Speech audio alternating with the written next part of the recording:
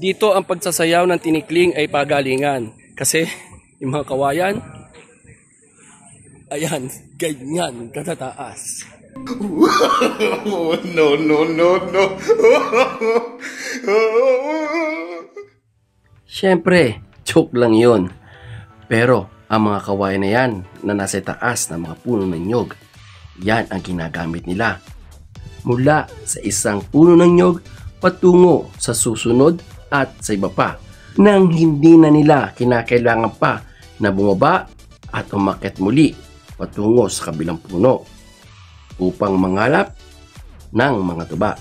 Oo nga pala, sa tuba nagmumula ang suka at ang lambanog. Yan ang mga pangunahing produkto sa magkakalapit na bayan ng Mayhay, Liliw at Nagkarlan. At hanggang sa muli, ako si Rio at ito ang Blagalag.